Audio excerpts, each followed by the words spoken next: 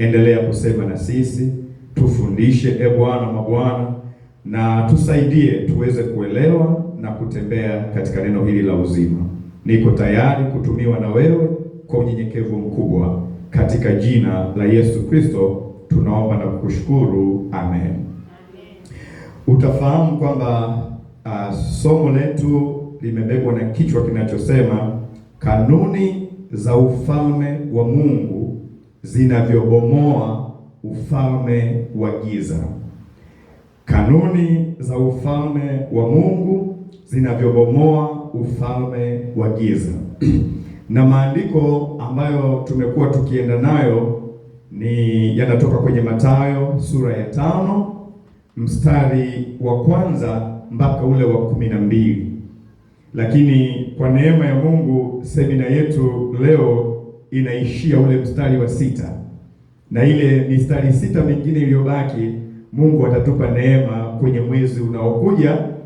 Basi tutaendelea kumaliza, itakuwa part 2 ya hiki ambacho tunamaliza siku ya leo. Bwana asifiwe sana. Kwa hiyo usipange kukosa safari ijayo, kwa sababu itakuwa ni mwendelezo. Biblia inasema namna hii: naye alipowaona makutano alipanda mlimani, na alipokwisha kuketi wanafunzi wake walimjia, akafumbua kinywa chake akawafundisha akisema, heri walio maskini wa roho, maana ufalme wa mbinguni ni wao. Heri wenye huzuni, maana hao watafarijika. Heri wenye upole, maana hao watairithi nchi. Heri wenye njaa na kiu ya haki, maana hao watashibishwa. Bwana Yesu asifiwe sana. Sasa kanuni hizi za ufalme wa Mungu zinapingana moja kwa moja na ufalme wa giza, moja kwa moja. Na ndio maana tunasema kanuni za ufalme wa Mungu zinavyobomoa ufalme wa giza. Tunapozungumzia ufalme wa giza tunazungumzia utawala wa dhambi, kiburi, hofu, udanganyifu na ushetani unaoendelea huko. Sasa Yesu anafanya mapinduzi makubwa. Mapinduzi makubwa. Kile kinachodharauliwa na dunia, Mungu ndio anakitukuza namna hii. Anasema heri maskini wa roho. Maskini wa roho. Nani kwenye dunia hii anautaka umaskini? Lakini Yesu ndio anakuja anaweka vice versa. Anasema heri maskini wa roho. Maana yake mtu maskini au anapozungumzia umaskini wa roho anazungumzia dhana ya unyenyekevu na utegemezi kwa Mungu aliye hai. Kwa sababu hali hii inabomoa ufalme wa shetani, kwa sababu kiburi au hali ya kuto kumtegemea Mungu ndio ilikuwa dhambi iliyomporomosha shetani. Kwa hiyo tunapokuwa maskini wa roho, tukaonyesha hali ya kumhitaji Mungu na kumtegemea Mungu, inabomoa kwa sehemu kubwa sana ufalme wa giza, kwa sababu kiburi kinakupeleka mbali na Mungu. Hutaki kumtegemea Mungu, utategemea nguvu za giza, utategemea waganga, lakini unapokuwa maskini wa roho, unamtafuta Mungu kuliko waganga wa kienyeji. Unaacha kiburi, unakwenda kwenye unyenyekevu. Unyenyekevu unakufanya unamfuta Mungu na mne. Bwana Yesu asifiwe sana. Tukasema kwamba heri wenye huzuni, kwa sababu watafarijika. Ufalme wa giza unataka tuone dhambi kama mazoea, kama desturi.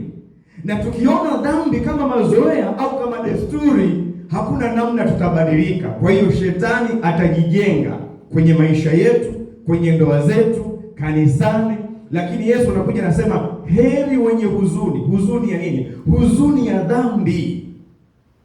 Nikawa nafikiri sana watu wanatusema sisi, unasema walokole wale wanaliaga tu midhambi yao, wanalia midhambi yao. Nasema ndio, ukiniona nalia, wakati mwingine sio tu kwamba namwabudu Mungu, nimeuona ukuu wake. Wakati mwingine ule ukuu wake unanionyesha dhambi zangu zilizopita, labda na zilizopo. Kwa hiyo najutia, nalia. Ni sawa kabisa, ni sawa kabisa. Kwa hiyo waache tu watuambie kwamba tunalilia madhambi yetu. It's true. Kama Yesu aliuona mji wa Yerusalemu akalilia dhambi zao, analia. Yesu sio Yesu ndio aliyofanya dhambi, anaona dhambi za mji wa Yerusalemu, analia. Sembuse mimi kuona dhambi zangu, kwa nini nisilie na kujutia? Ndio maana Yesu anasema heri wenye huzuni. Huzuni ya nini? Maovu yangu, nilivyomkaidi kwa Mungu, ninavyokataa kumtumikia Mungu, nilivyojeuri. Lakini nikijua kwamba Mungu amenihurumia, ninalia, ninahuzunika. Anasema heri wenye huzuni, kwa maana watafarijika. Glory be to God. Alafu anasema heri wenye upole, kwa sababu watairithi nchi. Sasa jana tuliangalia tukasema upole ni nguvu. Tukasema upole sio uzubavu. Upole sio ujinga. Hiyo ni tafsiri ya kidunia, na ukiwa nayo hiyo, maanake shetani anaweza akajenga ufalme wake kwako vizuri sana, ukaharibu ndoa yako kwa sababu unafikiri upole ni ujinga, ukaharibu kanisa kwa sababu unafikiri upole ni ujinga. Yesu anasema heri wapole, walio wenye upole, kwa sababu watairithi nchi. Upole ni nguvu iliyodhibitiwa na moyo unaomtii Mungu aliye hai. Leo hii makanisa yanaharibika kwa sababu watu wamekuwa hawana upole kudhibiti nguvu zao za maneno, nguvu zao za fikra, nguvu zao za kiutendaji.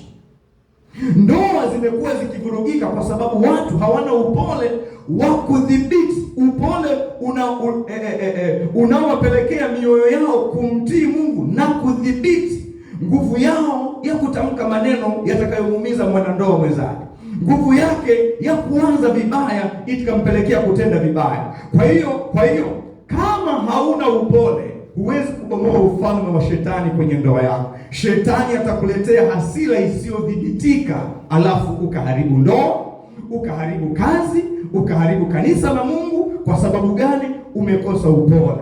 Lakini Mungu anapotuumbia upole, anapomtuma Roho Mtakatifu kuleta tunda la upole, manake shetani hawezi kupata chance ya kujenga ufalme wake. Tutaubomoa ufalme wake. Kwa nini? Kwa sababu tutamdhibiti. Pale ambapo tungetumia maneno vibaya, nguvu ya upole inadhibiti. Pale ambapo tungetumia mawazo vibaya, kuwaza mawazo negative, kanionaje, kanidharau, tunasema hapana, tunadhibiti. Kwa hiyo shetani anapitia wapi? Bwana Yesu asifiwe sana. Bwana Yesu asifiwe sana. Haleluya. Sasa kuna mtu mmoja, ili nitoke hapa niseme, kuna mtu mmoja nilikuwa nasoma kitabu, aliandika akasema, kutumia nguvu zako ni pamoja na kutotumia, ni pamoja na kutokuzitumia. Chukua hiyo vizuri. Kutumia nguvu zako ni pamoja na kutokuzitumia. Yaani kutumia nguvu zako sio lazima tu ukapige, sio lazima tu uonekane umesema. Ni pamoja na kutokufanya nini? Kuzitumia. Unasema mchungaji, unamaanisha nini? Tusikilize kwa makini. Nguvu sio tu kufanya kitu.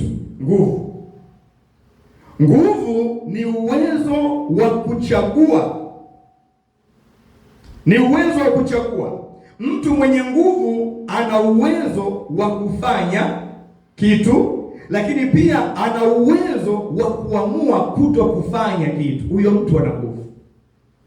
Yaani na uwezo wa kusema, alafu nimeamua kuto kusema, nimezitumia nguvu zangu vizuri. Bwana Yesu asifiwe. Na uwezo wa kukutukana, lakini nimeamua kuto kukutukana, nimezitumia nguvu zangu vizuri. Yaani kuzitumia nguvu zangu sio tu mpaka nikutukane ndio nionekane kwamba nimetumia nguvu zangu. Hata kuto kukutukana wewe, kujizuia kukutukana wewe, maanake nimetumia nguvu zangu vizuri. Ndio maana tungekuwa tunajua mambo haya kwenye ndoa, mimi nakwambia ndoa zingekuwa kama paradiso. Tungekuwa tunajua mambo haya kanisani, tungekuwa tunaishi vizuri sana. Wanasiasa wangekuwa wanajua mambo haya, nchi ingekuwa nzuri sana, kwa sababu wanasiasa wengi wanatumia nguvu zao vibaya. Wanafikiri kutumia nguvu kutumia nguvu ni lazima iwe kuonyesha uwezo wao au mabavu yao. Hapana, hata kutokuonyesha mabavu yako na nguvu zako ni kutumia nguvu zako pia. Glory be to God. Bwana Yesu asifiwe. Kwa sababu nguvu bila udhibiti italeta uharibifu wa hali ya juu. Na tunaposema nguvu, maana yake nini? Unaweza ukawa na nguvu ya kimawazo, ya kifikra. Usipoweza kudhibiti mawazo yako, utasema tu yule mbaya. Mwisho hayo mawazo, nguvu yake na kupeleka kwenye chuki, mnakosana. Lakini utakapokuwa na nguvu ya kudhibiti ule upole, utakapodhibiti nguvu ya mawazo yako, utaenda kwenye utendaji mwovu.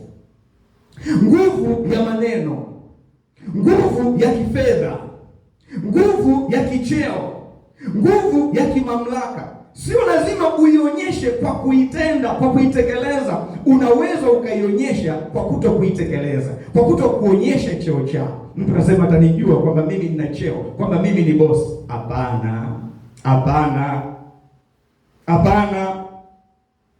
Kwa sababu sio kila pambano linahitaji nini? Linahitaji upambane. Hapana. Sio kila pambano linahitaji upambane. Unavuta mzuri namna hii, mwanaume atanikoma, mchungaji. Hapana, sio kila pambano ni kupigana. Ndio maana nampenda sana Daudi ninapotoka hapa. Daudi alikuwa mfalme, amepakwa mafuta. Hii mfano yani umebadilisha sana maisha yangu sana. Alikutana na mtu mmoja anaitwa Shimei. Shimei alikuwa upande wa Sauli. Sasa Sauli vita ameshashindwa, Daudi ameshawini vita. Shimei akabaki na maasira, akaanza kumtukana Daudi, anamrushia mavumbi. Mfalme gani wewe? Mikono yako imejaa damu. Matusi na laana za kila aina. Watumishi wa Daudi wakamwambia Daudi, hebu sema neno tukamshughulikie, dakika moja tu ili tunammaliza. Daudi akasema, hapana. Nani ajuae kwamba huenda ametumwa na Mungu aje anitukane mimi? Huyo Mungu atamshughulikia. Daudi ni picha ya Yesu Kristo. Anaonyesha upole wa Yesu Kristo kwamba yani anadhibiti nguvu zake kwa njia ya upole. Tumesema upole ni nguvu iliyodhibitiwa na moyo ambao unamtii Mungu aliye hai. Siwezi kusema maneno haya kwa sababu moyo wangu umedhibitiwa na hali ya kumtii Mungu. Siwezi kumfanyia hivyo mume wangu kwa sababu moyo wangu umedhibitiwa na hali ya kumtii Mungu. Kwa yale maguvu yangu na ubabe wangu umedhibitiwa na moyo ambao unamcha Mungu aliye hai. Glory be to God. Bwana Yesu asifiwe. Haleluya. Kwa hiyo ndugu zangu, hili ni hitaji kubwa la kwenda mbele za Bwana kwamba Mungu, nitengeneze niwe mpole. Nisitumie cheo changu, nisitumie nafasi yangu, nguvu ya mawazo yangu, nguvu ya maneno yangu kuleta uharibifu. Hapana. Bwana Yesu asifiwe. Glory be to God. Tuko sawa sawa? Sasa tunaingia eneo la leo. Hiyo nilikwenda kumalizia jana kwa haraka. Leo tunacheza na ule mstari wa 6, kitabu kile cha Mathayo 5 mstari wa 6, nasema heri wenye njaa na kiu ya haki, maana hao watashibishwa.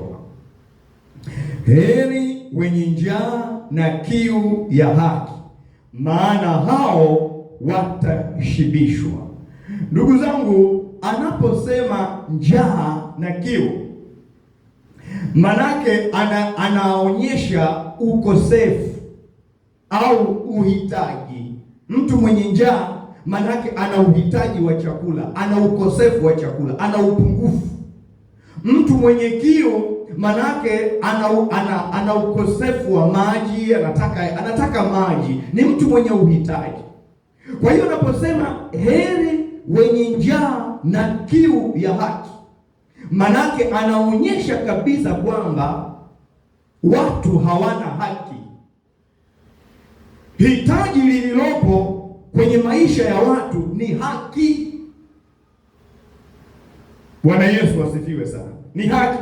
Na ndio maana ukisoma kwenye Warumi sura ya 3 mstari wa 10 anasema kama ilivyoandikwa kwamba hakuna mwenye haki hata mmoja. Kwa hiyo unaweza ukamwelewa Yesu anapokuja, ndio ana set standard za ufalme wake. Anasema heri wenye njaa na kiu ya haki. Kwa nini? Kwa sababu wameshaona kwamba kama ilivyoandikwa hakuna mwenye haki hata mmoja.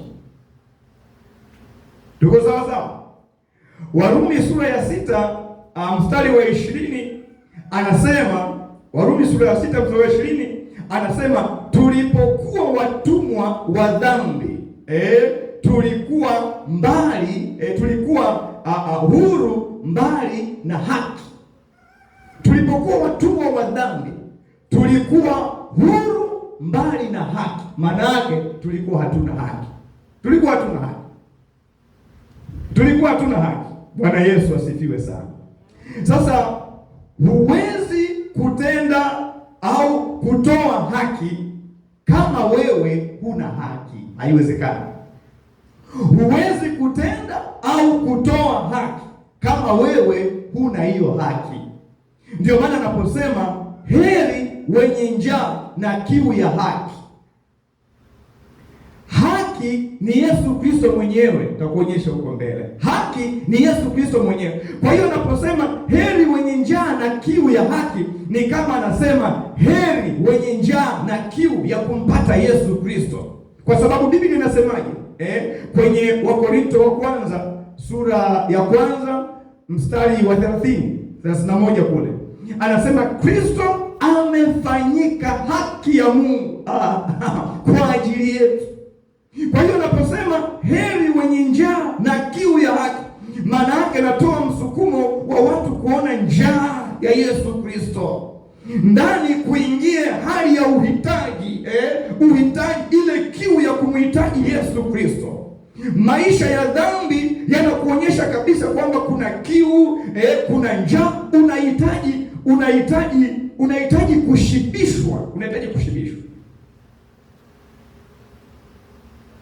Kwa hiyo unaposema heri wenye njaa na kiu ya haki, maana yake anachosema utapewa haki, utapokea haki, alafu utapewa uwezo wa kutenda haki.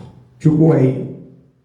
Heri wenye njaa na kiu ya haki, maana yake watapewa haki, wataipokea, alafu watapewa uwezo wa kutenda haki, kwa sababu huwezi kutenda haki kama wewe huna hiyo haki.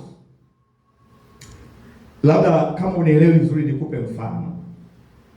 Nikupe mfano wa kitabu cha Luka sura ya 18 mstari wa 1 pale kuendelea, tunamkuta judge, au Biblia inasema kadhi, au tungesema hakimu, tungesema mtoa haki. Huyu mwanamke yule, sijui mjana yule, alikuwa anamwendeendea kila mara, anamwambia nipe haki na adui yangu, nipe haki. Lakini hakimu anampiga tarehe piga tarehe, njoo tarehe fulani. Mama anarudi anamwambia nipe haki na adui yangu. Hakimu anampiga tarehe. Lakini ilivyokwenda hakimu akafika mahali akasema hivi, maneno haya huwa anayatafakari kila leo. Akasema japo simchi Mungu na sijali watu, mambo haya mawili, simchi Mungu na sijali watu, lakini nitampa huyu mama haki yake. Anachosema hakimu ni nini? Utoaji wa haki unabebwa na hali ya kumcha Mungu. Unapomcha Mungu lazima utajali watu. Ukijali watu lazima utawapa haki zao. Ndio maana mahakimu wote na majaji huku duniani kote wana dini lakini hawamchi Mungu. Wengi wao hawamchi Mungu. Kwa sababu gani? Kwa sababu hawatendi haki. Na wanasoma kabisa, mahakimu na majaji wanasoma kabisa, wana misemo yao, wanasema justice denied, justice delayed, justice denied. Haki iliyocheleweshwa ni haki iliyonyimwa. Ukimcheleweshia mtu haki yake ni kama umemnyima. Lakini unamkuta hakimu huyu ndio kwanza anamwekea mtu zengwe, njoo tarehe ijayo, njoo sijui mwezi unaokuja, njoo. Kesi miaka na miaka haiishi, na yeye ndio anayesema kwamba haki iliyocheleweshwa ni haki ambayo umemnyima mtu, lakini bado hawezi kumpa mtu haki yake. Shida ni nini? Huyu mtu ana dini lakini hamchi Mungu. Kwa sababu angekuwa anamcha Mungu angeweza kujali watu, angekuwa anajali watu angeweza kuwapa haki watu wao bila kuichelewesha. Ndio maana yule hakimu anajigundua, ni kama alijishtaki hivi, ni kama alijisuta hivi kwamba mbona huyu mtu namzungusha? Ni kwa sababu mimi simchi Mungu. Ningekuwa namcha Mungu ningeshampa haki yake mapema. Sasa akawaza, alafu akawaza kwa sauti akasema, japo simchi Mungu na sijali watu, lakini katika hali hii ngoja nione haya, bwana huyu mtu nimemtesa sana, ngoja nimpe haki yake. Kwa hiyo Yesu anasema heri wenye njaa na kiu ya haki. Kwa hiyo huwezi ukatoa haki kama hujapokea haki. Huwezi ukamtendea mke wako haki kama hujapokea haki, wala huwezi ukamtendea jirani yako haki kama wewe hujapokea hiyo haki. Haiwezekani. Na nimekwambia haki ni Yesu Kristo mwenyewe. Maana yake ukiipokea haki utakuwa unamcha Mungu. Ukimcha Mungu lazima utajali watu. Kuto kujali watu maana yake nini? Yule hakimu anavyosema, japo simchi Mungu na sijali watu. Kuto kujali watu maana yake hupati maumivu yao, hupati feelings zao wanavyoteseka. Unawatreat wengine kama wanyama tu, kama wanyama. Akienda akirudi, ukimpiga tarehe ya kesi yake unaona ni sawa tu. Mtu ana watoto wake, mtu ana familia yake, wewe unampiga, unamsumbua tu. Ni kwa sababu gani? Kwa sababu wewe humchi Mungu. Una dini zao lakini humchi Mungu. Ungekuwa unamcha Mungu, sifa moja ya kutoa haki ni kumcha Mungu. Kwa sababu ukimcha Mungu, Mungu atakufanya upende na kuheshimu watu wake.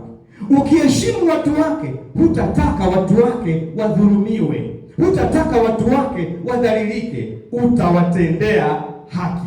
Glory be to God. Bwana Yesu asifiwe. Tuko sawa sawa?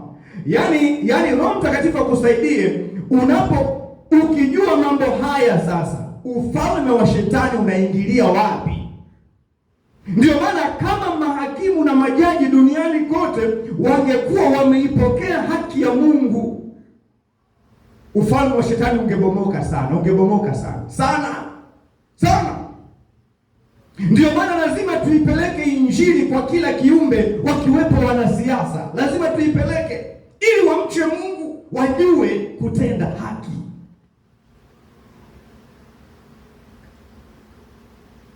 Ndio maana nilipokuwa na tafakari kipindi fulani maneno ya Mwalimu Nyerere wakati tunajifunza kwenye siasa, nasema ili tuendelee tunahitaji mambo manne: watu, ardhi, siasa safi na uongozi bora. Yule mzee ni kama alikuwa anasomaga Biblia. Nadhani alikuwa mcha Mungu yule. Watu, ardhi, siasa safi. Maana yake ni siasa inayozingatia haki. Maendeleo yatakuwepo. Sasa ufalme wa Mungu ni ufalme wa haki, no doubt.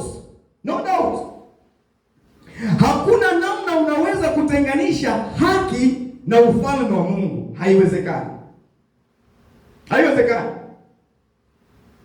Ili uingie katika ufalme wa Mungu lazima upokee haki na upewe uwezo wa kutenda haki. Hujapokea haki, hutakuwa na uwezo wa kutenda haki, japo unasali kwenye kanisa la Kilokole. Nakwambia hutaweza kutenda haki. Kwa nini? Kwa sababu hujaipokea hiyo haki. Falme za dunia zinataja haki, lakini haziwezi kutenda haki. Haki sio kipaumbele chao. Falme za dunia kipaumbele chao ni amani, lakini sio haki. Sasa tatizo kubwa linaonekana hapa ni ukosefu wa haki katika maisha Ni ukosefu wa haki katika maisha au maisha ya kutokutenda haki, ndiyo tatizo ambalo Yesu analishughulikia. Na Yesu anapoangalia akagundua kuwa watu wamekosa njaa na kiu ya haki, wameikosa. Ni kama vile kuna chakula kipo, lakini husikii hamu ya kula iko chakula.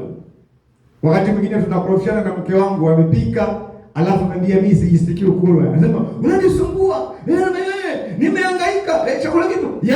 Yaani ndicho ninachokiona kama kwa Yesu.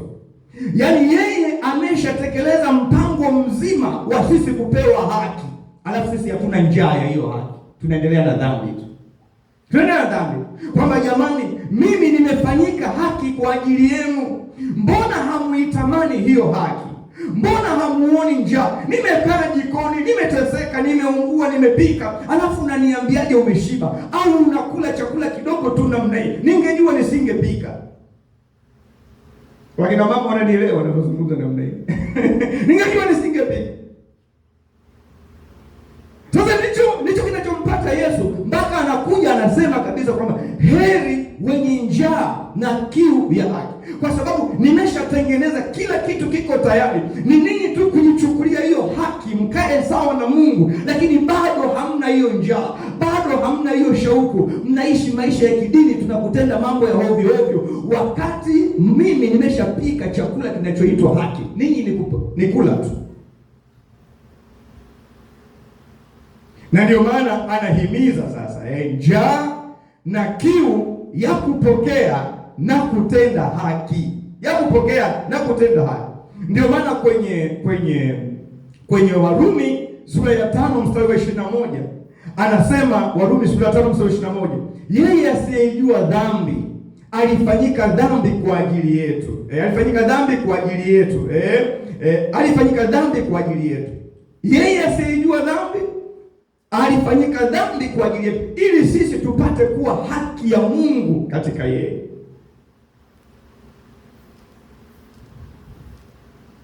Ukiangalia Warumi sura ya 3 mstari wa 22 anasema, Warumi sura ya 3 mstari wa 22 anasema, haki ya Mungu iliyo kwa njia ya imani katika Yesu Kristo kwa wale waaminio. Manake haki yetu sisi lazima tuipokee kutoka kwa Yesu Kristo, kwa sababu Kristo ndiyo amefanyika haki ya Mungu kwa ajili yetu. Tunapompokea Kristo, na sisi tunafanyika haki ya Mungu ndani ya Kristo.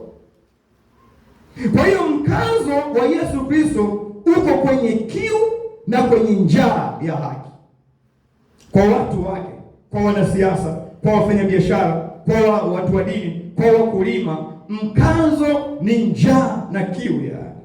Yesu hakusema heri wenye haki, wala hakusema heri wapenda haki. Anasema heri wenye njaa na kiu ya haki. Maana yake Yesu anafananisha umuhimu wa haki na umuhimu wa chakula au maji. Ukiwa na njaa, hakuna kitu kitakachokutuliza isipokuwa chakula peke yake. Ndio utatulia.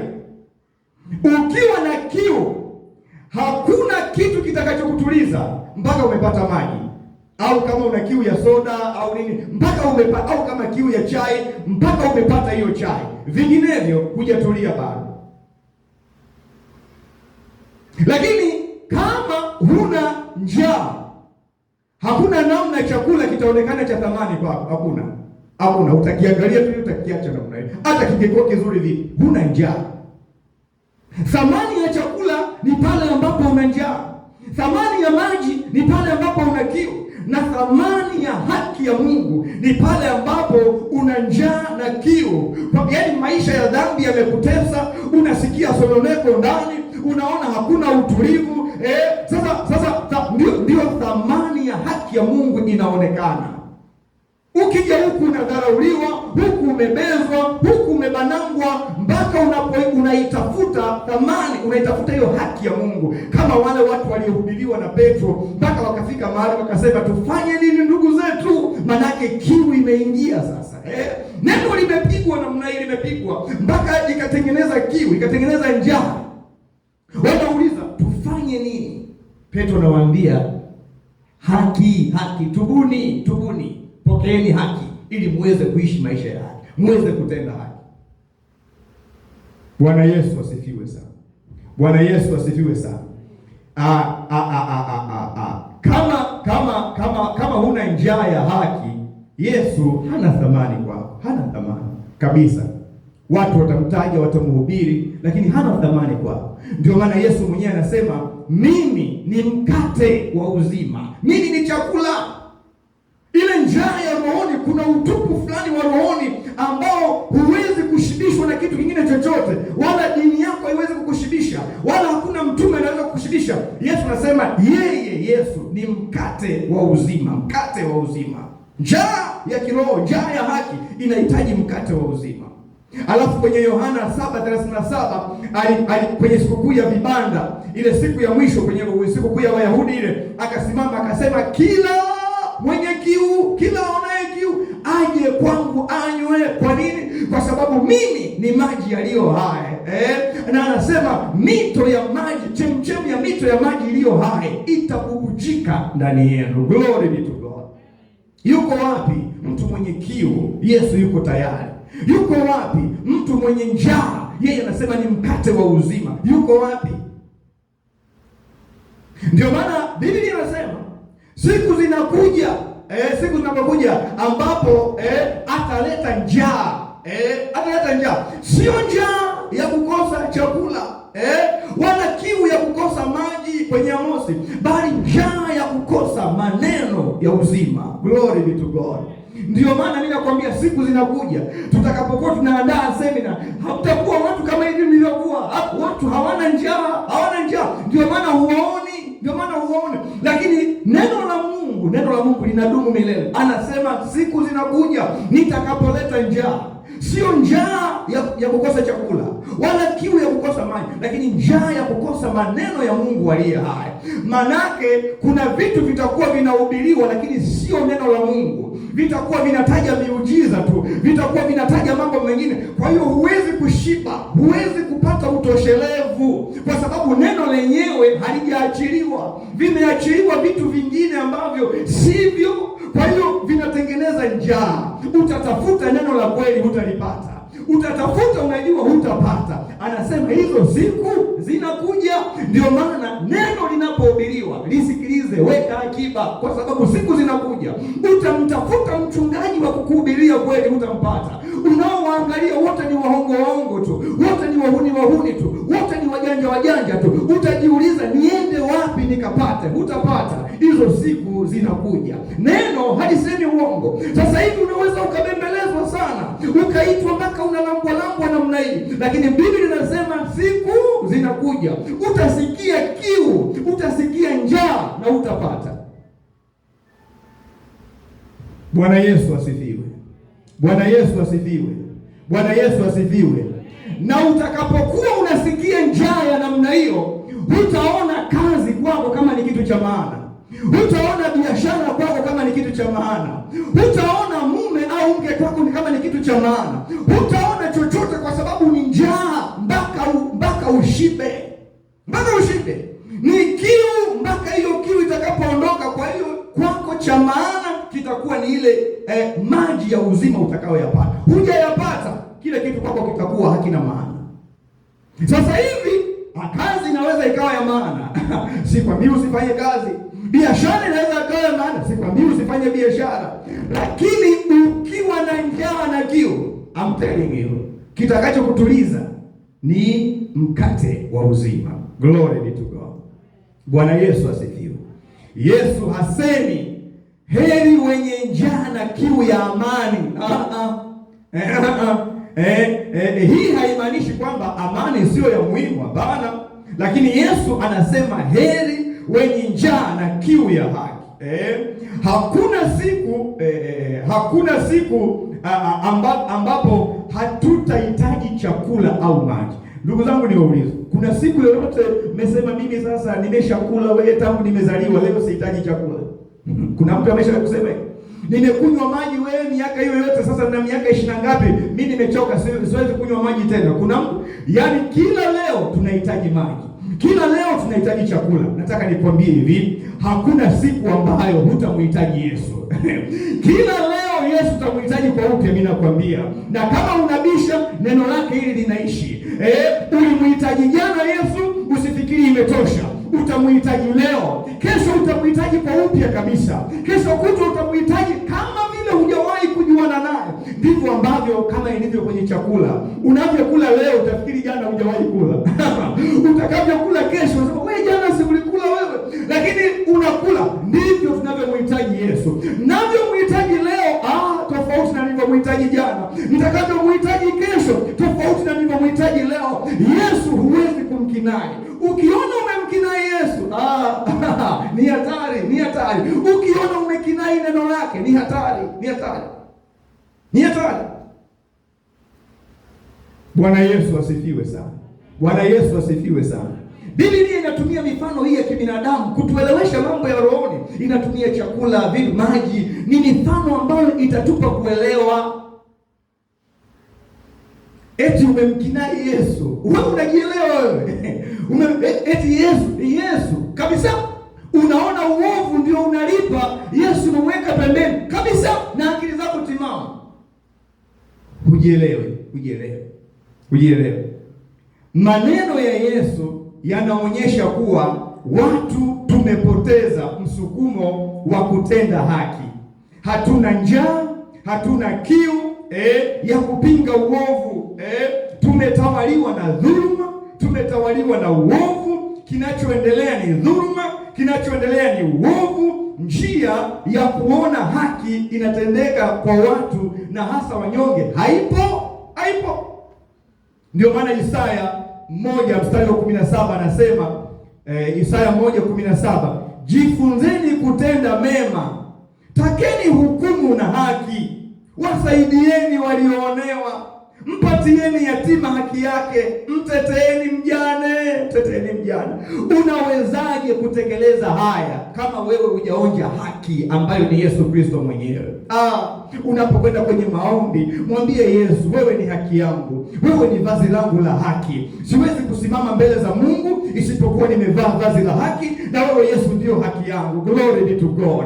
Ukishaomba maombi ya namna hiyo, unawezaje kumtendea mkeo mambo yasiyo haki? Unawezaje kumtendea mchungaji wako au Mkristo wako isivyo haki?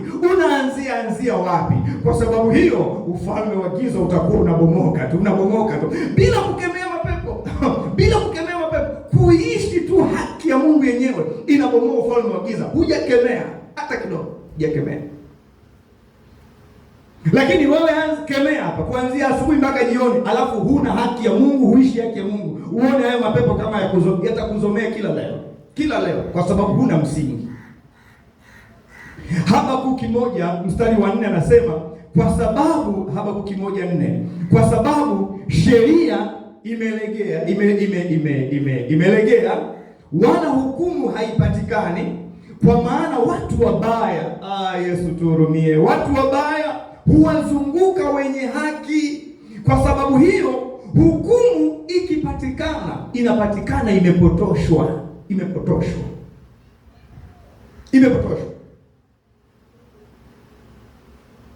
Katika falme za dunia, haki hutegemea sheria za wanadamu, na sheria hizo za wanadamu zimeathiriwa na rushwa, upendeleo, nguvu ya fedha na siasa chafu. Mara nyingi wenye nguvu hushinda hata wakikosea. Ndicho anachozungumza hapa Habakuki, kwamba haki ikitolewa namna hii, inapatikana, lakini inakuwa imepotoshwa haki, kwa sababu ya dhuluma, kwa sababu ya rushwa, kwa sababu ya upendeleo, kwa sababu ya siasa chafu. Hivyo na ndio maana Mhubiri sura ya 3:16 anasema, Mhubiri 3:16, zaidi ya hayo nikaona tena chini ya jua kwamba mahali pa hukumu upo uovu, na mahali pa haki upo udhalimu. Na mkumbuka yule hakimu, yule kadhi wetu yule, Luka sura 18, amekalia mahali pa kutoa haki, mahali pa kutoa hukumu, lakini ameweka udhalimu, ameweka uovu, anawapiga watu tarehe, anachelewesha haki za watu. Maana yake anawanyima watu haki zao, na yeye ni msomi, anajua haki iliyocheleweshwa ni kama haki ambayo mtu amenyimwa, lakini bado uovu unamshurutisha kuwacheleweshea watu haki yao. Ndugu zangu, hapa ulimwenguni hakuna mtu anayeweza kutekeleza haki vizuri kama hana Yesu Kristo, kwa sababu msingi wa kutoa haki ni kumcha Mungu. Kama hamchi Mungu haiwezekani. Utampiga mkeo, utaona sawa. Utamtukana mchungaji wako, utaona sawa. Utamdhulumu jirani yako, utaona sawa, kwa sababu huna maisha ya haki. Njaa na kiu ya haki vinaonyesha upungufu mkubwa wa haki. Ndio maana anasema njaa, maana yake hakuna kitu, empty. Kiu, hakuna kitu. Kuna ombwe ndani ya wanadamu kwa habari ya haki, ambalo falme za dunia haziwezi kujaza hilo ombwe, haiwezekani. Mfalme wa haki ni Yesu Kristo peke yake. Hakuna ufalme wa dunia unaoweza kukupa haki ukashiba, ukakupa haki ukatosheka, haiwezekani. Ndio maana anasema heri wenye njaa na kiu ya haki, kwa sababu watafanya nini? Watashibishwa. Ni Yesu peke yake anayeweza kukushibisha, akakupa ukapokea haki na ukaweza kutenda haki, anakushibisha. Vinginevyo falme za dunia zitatuacha kwenye njaa siku zote, haziwezi kutupa haki wala kutusaidia sisi kutenda haki, kwa sababu wenyewe hawana hiyo haki wala hawaijui. Ndio maana jibu rahisi kwenye falme za dunia ni amani kuliko haki. Lakini Mungu tunayemwabudu, kiti chake cha enzi, msingi wake ni haki, justice. Na ndio maana tunawaita majaji, my lord, majaji, my lord, my lord. Kwa nini lord? Ikimaanisha kwamba ni kiti cha hukumu, ikimaanisha kwamba ni Mungu ndio anayehukumu. Kwa hiyo wanapokalia viti vya hukumu ni kama wanamwakilisha Mungu. Ndio wanasema my lord, wanamwakilisha Mungu. Unapomwakilisha Mungu lazima utende haki. Mwanaume kwenye ndoa kama baba unamwakilisha Mungu. Watoto wako wakisema baba wa mbinguni, wakikuangalia na wewe baba, wapate picha ya baba wa mbinguni. Wanavyokuomba wewe madaftari, wanavyokuomba ndio wapate picha ya kwenda kumwomba baba wa mbinguni. Unavyowarehemu na kuwasamehe, unavyowaongoza ndio wapate picha ya baba wa mbinguni. Lakini ukiwa baba mkatili, ukiwa baba wa hovyo, unatoa picha mbaya ya baba wa mbinguni. Kama majaji na mahakimu tunaowaita malord, alafu wanatoa hukumu za hovyo huku duniani, wanamwakilisha vibaya Mungu wa haki. Glory be to God. Bwana Yesu asifiwe. Kwa hiyo mnaojiandaa kuwa mababa, pamoja na sisi ambao tayari tuko mababa, ni changamoto kwetu. Wewe ni baba wa aina gani? Baba wa aina gani? Ndio maana mimi huwa inaniliza sana nikisikia waumini wangu wananiita baba mchungaji. Huwa inanitesa, hainipi raha, hainipi. Wao wanaweza wakaita kwa sababu ni mazoea, hata wakati mwingine hawamaanishi kile unachokiita, lakini mimi huwa namaanisha. Wananiita baba. Baba ni mlezi. Baba ni mtu anayekukosoa. Baba ni mtu anayekuonya. Baba ni mtu anayekukemea. Baba ni mtu anayekupenda na kukufurahia. Baba ni mtu ambaye utacheka naye utafurahi. Baba ni mtu akikubadilikia. Baba. Na ndicho ambacho kwa neema ya Mungu tuna exercise kwenye familia zetu. Nitacheka na mtoto wangu, lakini nikigeuka anajua hapa baba kavaa sura nyingine. Bwana Yesu asifiwe sana. Bwana Yesu asifiwe sana. Laiti na waumini wetu wangeelewa hilo, kwamba hawataniona katika sura moja tu ya kucheka kila siku. Hapana, Hawataniona kwenye sura moja tu ya kila siku kuwa mkali tu, hapana. Hawataniona kwenye sura moja tu kila siku kuonya tu, hapana. Ninavaa sura nyingi kwa wakati tofauti kulingana na majira na wakati na kile ambacho kinaendelea. Ndio maana Timotheo anaambiwa na Paulo, karibia, kemea, onya kwa uvumilivu na upole mwingi, kwa sababu wewe ni baba. Bwana Yesu asifiwe. Bwana Yesu asifiwe. Lakini unapokuwa kiongozi, unajua mtu mmoja siku moja akanipigia simu akasema, mama, nikamwambia mimi pia ni mama, kwa hiyo hujakosea. Mimi pia ni mama. Kwa maana kwamba unapokuwa kiongozi unabeba nafasi hizo zote. Wewe ni baba na wewe ni mama, bila kuangalia jenda. Kwa sababu kuna mambo ambayo ya umama kiongozi unatakiwa uwe nayo. Sio kwa maana ya jinsi, hapana, lakini kwa maana ya utekelezaji wa majukumu. Mungu na yeye tunaweza tukamweka hivyo kwamba ni baba lakini ni mama pia, kwa maana anatubembeleza. Nani anayebembeleza zaidi ya mama? Nani anabembeleza? Sasa usimtazame Mungu kwa mtazamo huu. Wewe mtazame kama wakati mwingine anatuita kwa kutubembeleza kabisa. Tunafanya maovu na tubembeleza kabisa. Ni hali ya umama ile. Bwana Yesu asifiwe sana. Hallelujah. Glory be to God. Israel walikuwa wanatafuta haki kutoka kwa watawala wa Kirumi. Na Yesu walikuwa wanatafuta haki kutoka kwa watawala wa Kirumi, kwamba walikuwa wanaonewa, uchumi umeharibika, namna hiyo. Yesu alipokuja wakataka kumfanya kuwa mtawala wa kisiasa. Yesu akakwepa namna hii, lakini akapitisha ajenda yake hapo hapo kwamba mnatafuta haki ya kisiasa, lakini mmesahau kutafuta haki iliyo muhimu zaidi, hiyo haki ya ufalme wa mbinguni. Ndio maana anasema heri wenye njaa na kiu ya haki ya ufalme wa Mungu. Hasemi heri wenye njaa na kiu ya haki ya kisiasa. Yesu alikwepa wote. Anaambia heri wenye njaa na kiu ya haki ya ufalme wa Mungu. Alipitisha ajenda yake katika mambo yao yale ya kidunia. Yale ya kidunia. Angekuja hapa Tanzania sasa hivi ndio angezungumza kwa utamu kweli. Watu wanataka haki, tungekuwa tuna kiu na njaa ya haki kama tunavyodai haki kwenye mambo ya kisiasa. Tungekuwa vizuri sana. Tungekuwa vizuri sana.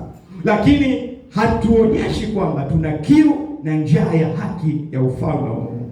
Ndio maana anasema kwenye Mathayo 6:33, utafuteni kwanza ufalme wa Mungu na haki yake, mengine hayo yote mtapewa tu. Kwa hiyo haki ambayo Yesu anaizungumzia ni haki ya ufalme. Njaa na kiu ya kutenda mapenzi ya Mungu imepotea katika ndoa, katika ofisi za watu, katika maisha ya vijana. Njaa na kiu ya kutenda mapenzi ya Mungu imepotea. Kwa hiyo anaposema heri wenye njaa na kiu ya haki, anamaanisha nini? Anamaanisha tutamani kuishi sawa na mapenzi ya Mungu, sawa na Mungu anavyotaka. Anaposema tuwe na njaa na kiu ya haki, manake anataka tuchukie uovu. Manake anataka tuwe waadilifu, uadilifu wa ndani, sio wa nje. Anataka maisha yaliyo sawa mbele za Mungu, maisha yenye utii katika mapenzi ya Mungu. Ndio maana akawaambia wale mabwana kwenye Mathayo sura ya 5 mstari wa 20. Mathayo sura ya 5 mstari wa 20. Haki yenu isipozidi haki ya Mafarisayo, hamtaingia kama ufalme wa Mungu. Kwa nini? Kwa sababu haki ya Mafarisayo ilikuwa ni haki sio ya Mungu, haki ya kwao wao wenyewe. Ilikuwa ni haki ya kujionyesha nje, lakini ndani wameoza. Ilikuwa ni haki ya mdomoni, lakini isiyotekelezeka. Anawaambia hapana, hiyo sio. Tunahitaji haki ya Mungu ambayo haipatikani kwenye dini, ila inapatikana kwa imani katika Yesu Kristo. Unapomwamini Yesu Kristo, Mungu anakupa haki, alafu anakuwezesha kuyafanya mapenzi ya Mungu. Hutakuwa na nguvu ya kufanya mapenzi ya Mungu kama huna haki ya Mungu.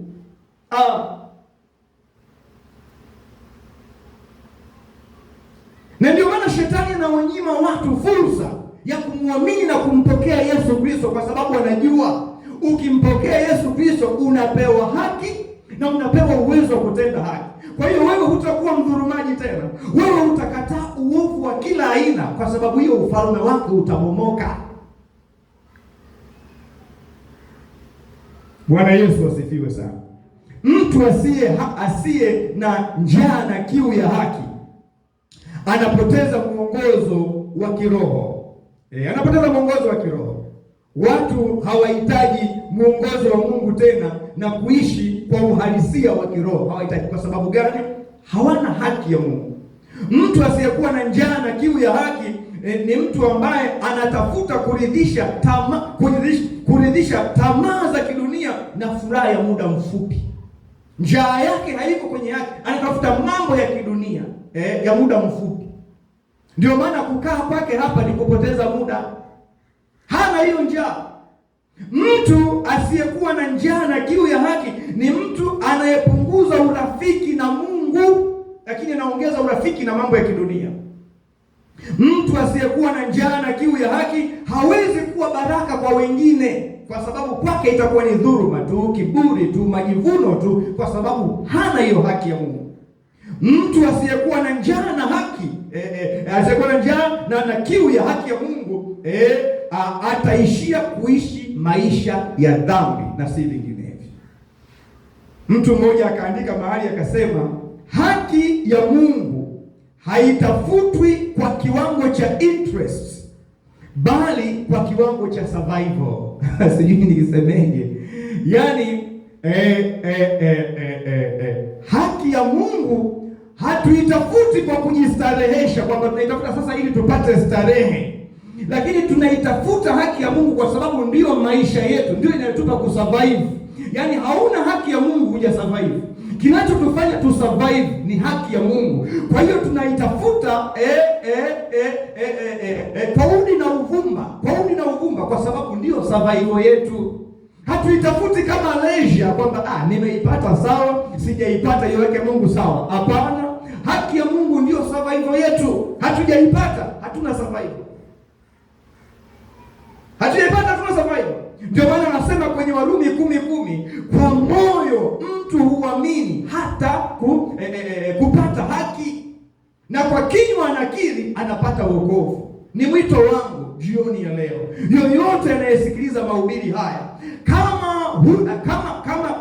kama hujaamini kwa moyo hujaamini na kukiri kwa kinywa, huwezi kupata haki wala huwezi kupata wokovu. Leo fanya hayo maamuzi ya kukiri, kuamini kwa moyo kazi ya msalaba na kukiri kwa kinywa, ili uvikwe vazi la haki.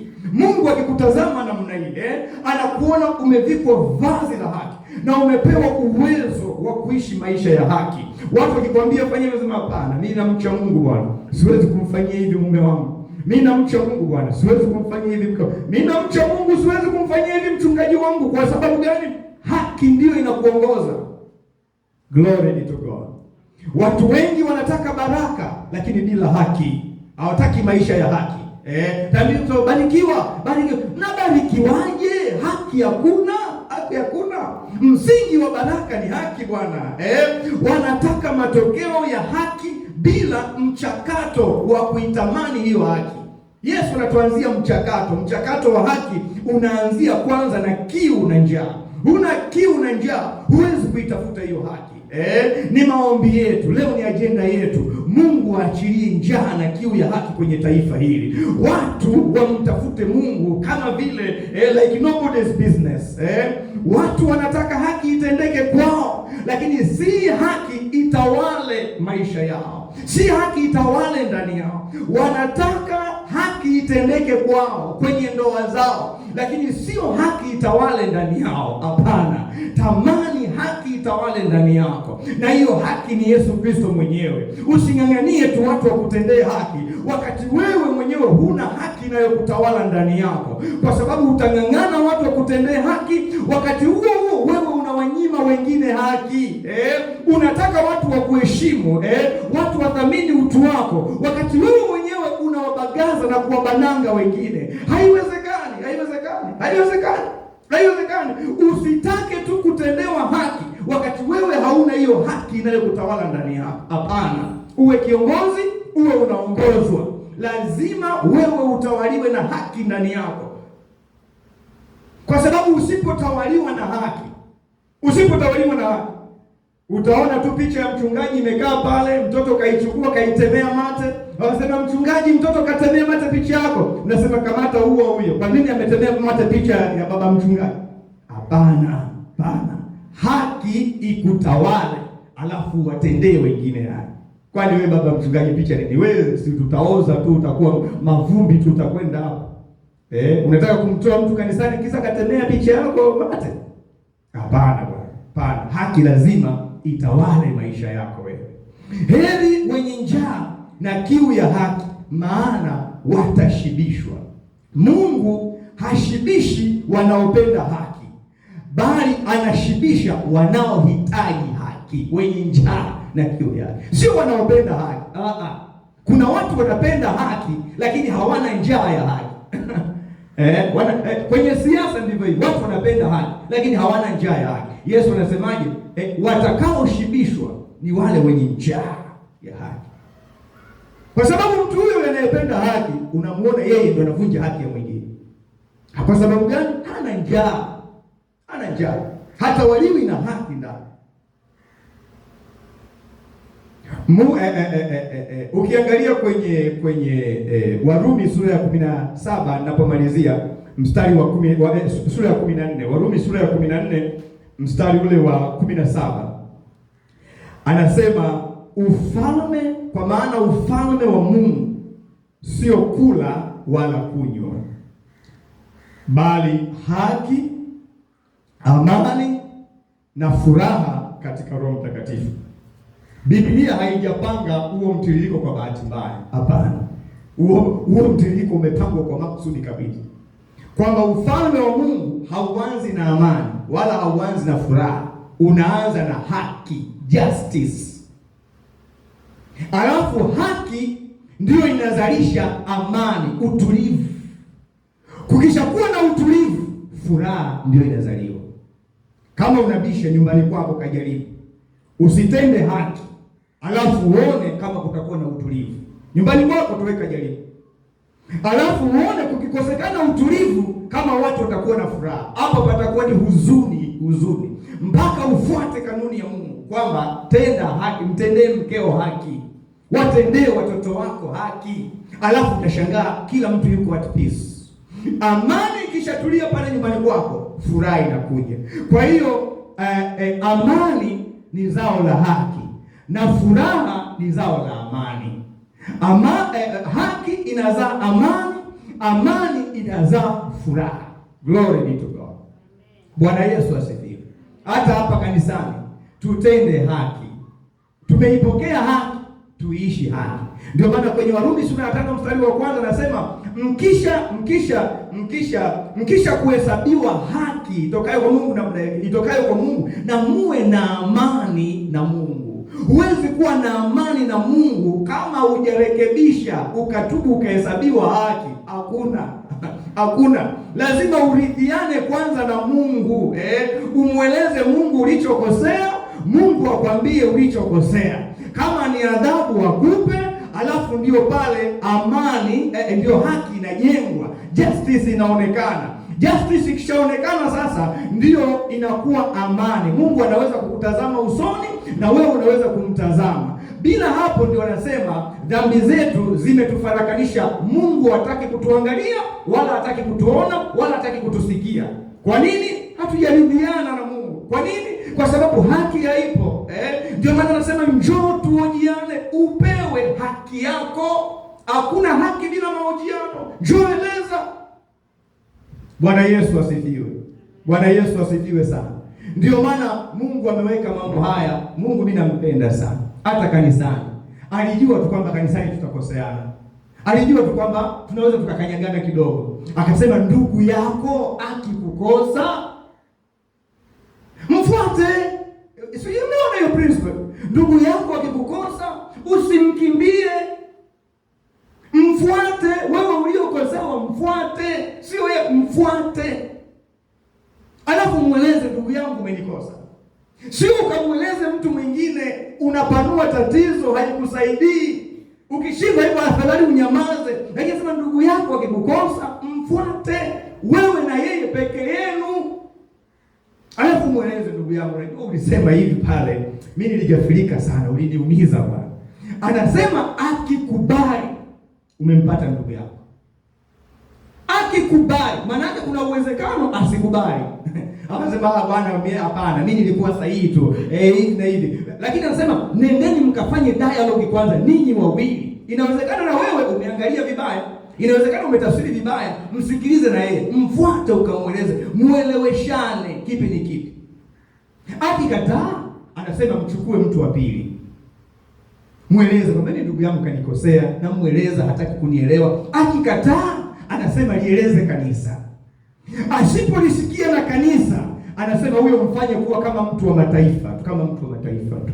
Lakini leo hii wanangu, tukikanyagana humu ndani, tunafuata hizo steps.